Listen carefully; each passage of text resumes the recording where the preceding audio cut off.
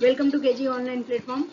आई hope आप सभी अच्छे होंगे एंड अपनी एग्ज़ाम की तैयारी बहुत अच्छे से कर रहे होंगे। सो आज मैं एक बहुत ही इम्पोर्टेंट क्वेश्चन सीरीज लेके आई हूँ जो आपके कमिंग एग्ज़ाम 2025 के लिए बहुत बहुत इम्पोर्टेंट होने वाले हैं। तो जो ये क्वेश्चंस है वो मॉलिक्यूलर बायोलॉजी से रिलेटेड है और इसमें हम जो भी इम्पोर्टेंट क्वेश्चंस हैं उसको डिस्कस करेंगे, उसको एक्सप्लेन करेंगे। तो प्लीज़ पूरे वीडियो में बने रहिए, पूरे वीडियो को ध्यान से सुनिए और ध्यान से देखिए। देन आपके पास कुछ डाउट्स हैं तो आप उसको कमेंट बॉक्स में लिख सकते हैं, अपनी क्वेरी को भी लिख सकते हैं। सो ये जो सेशन है आपके coming exam CSIR net live sciences के लिए ही है। तो आई होप जो लोग भी इस वीडियो को देखेंगे उसके लिए यूजफुल होगा। सो विदाउट वेस्टिंग टाइम आज का हम ये सेशन स्टार्ट करते हैं और अपने एम के प्रति फोकस करते हैं। So let's start.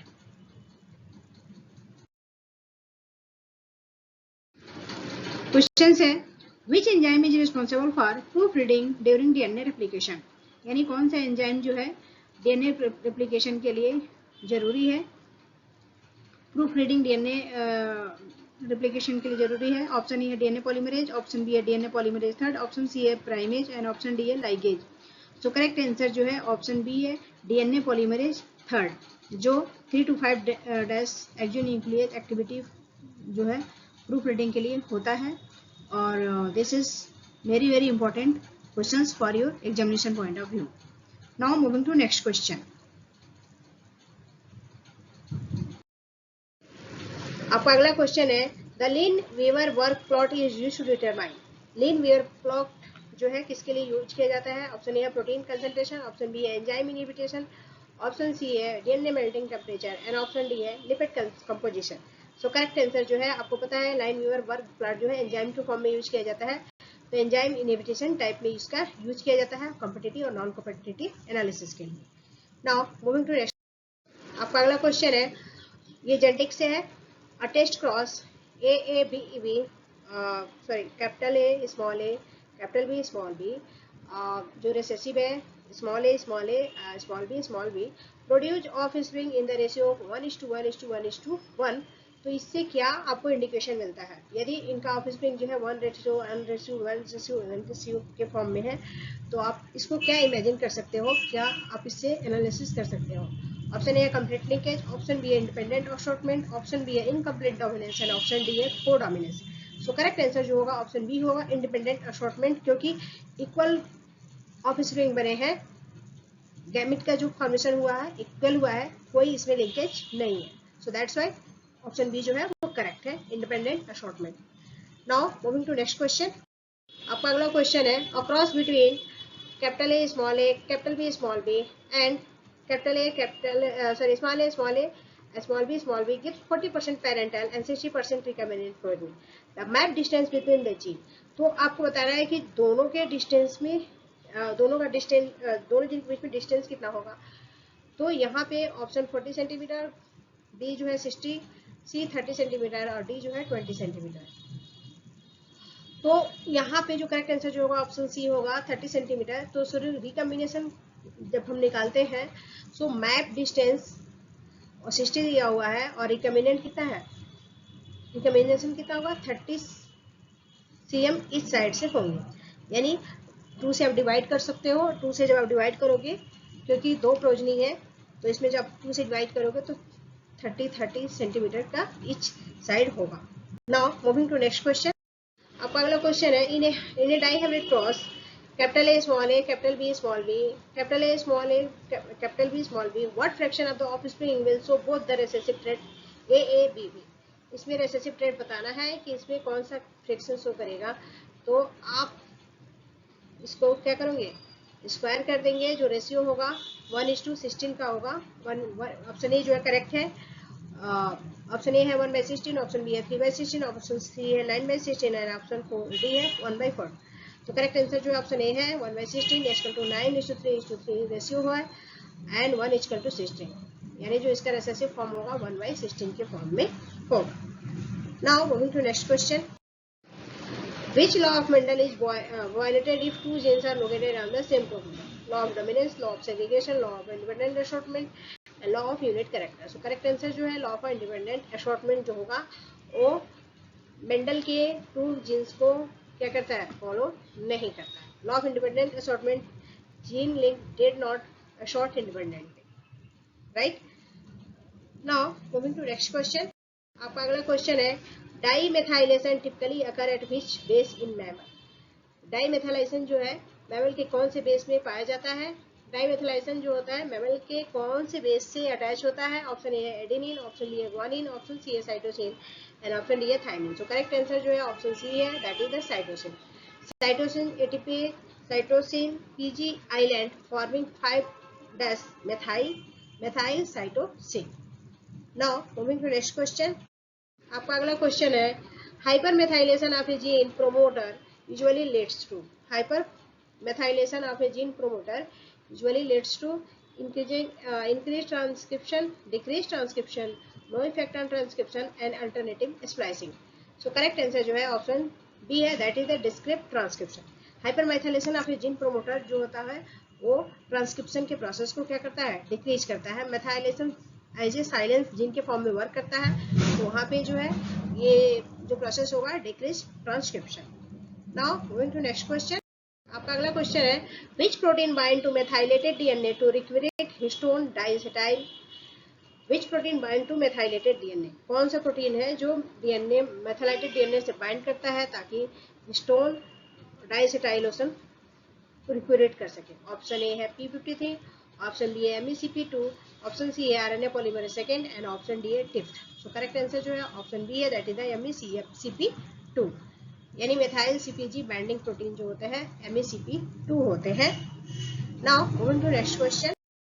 आपका अगला क्वेश्चन है in monohybrid cross AA the genotypic ratio is. So monohybrid में जब इसके बीच में क्रॉस करवाया जाएगा तो इनके जो जीनोटाइपिक रेशियो निकलेगा 1:2:1।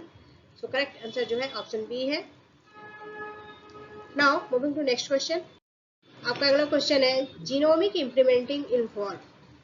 Genomic implementing involve option A है random X chromosome inactivation, option B है parent specific methylation and silencing, option D है mitochondrial DNA rearrangement and option D है telomerase shortening. So correct answer जो है option B है parent specific methylation silencing, IGF2. Now moving to next question.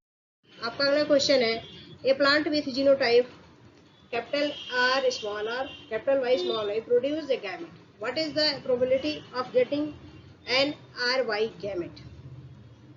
तो इसकी probability कितनी होगी, capital A और कैपिटल आर और स्मॉल वाई का जो गैमेट बनेगा उसकी प्रोबेबिलिटी कितनी होगी, तो 1/4 होगी। 4 gamete types R R R Y R R R Y.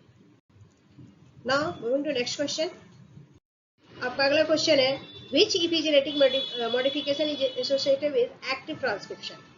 Option A है डीएनए मेथाइलेशन, ऑप्शन बी है हिस्टोन डाइएसिटाइलेशन, ऑप्शन सी है histone acetylation and option D है GPC island methylation. So correct answer जो है option C है, that is the histone acetylation. which epigenetic modification is associated with the active transcription, that is the histone acetylation, open chromatin for transcription purpose. Now moving to next question.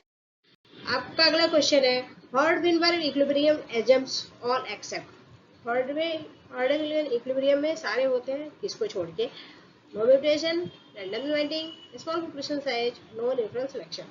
So correct answer जो है small population size. यहाँ पे जो है require large population to prevent genetic death. Now moving to next question.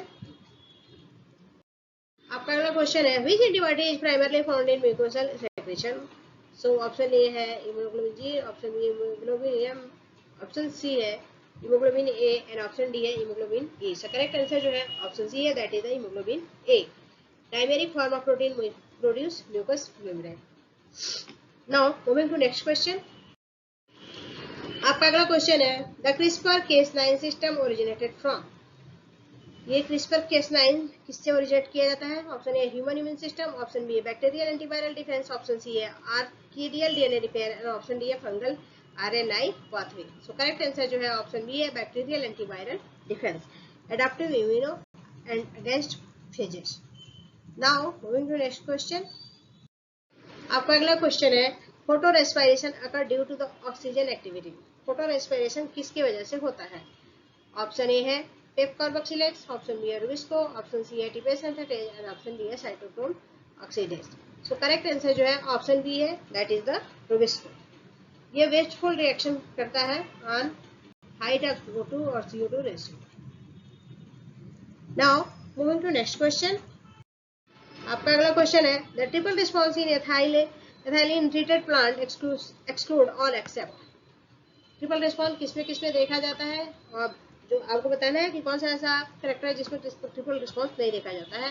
Option A stem elongation, option B apical hook formation, option C है root hair proliferation and option D है radial swelling.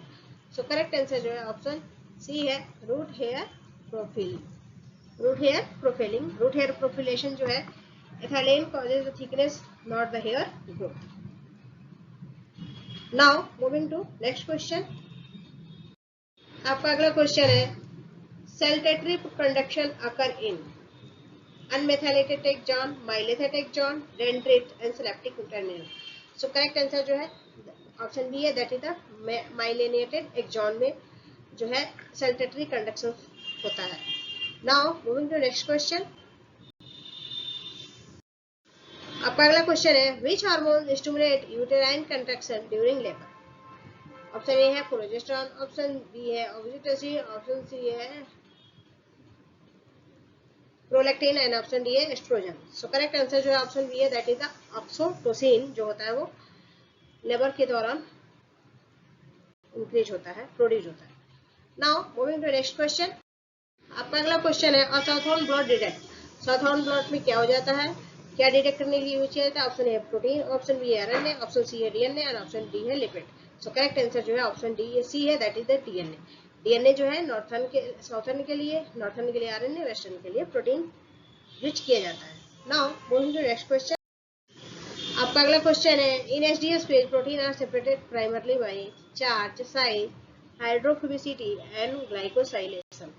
So correct answer जो है option B है, that is the size. HDS PAGE जो है protein को size के basis पे सेपरेट किया जाता है, और नेटिव पेज में शेप एंड साइज और shape charge. Now moving to next question. आपका अगला क्वेश्चन है aposematic colouration is seen in the cryptic moth, poison dart dog, arctic hares. तो करेक्ट आंसर जो है ऑप्शन बी है, that is the poison dart frog. Bright colour warn predator of toxicity. Now moving to next question. आपका अगला question है the Shannon mirror index measure species richness both air and species richness trophic level. So correct answer जो है option C है, that is the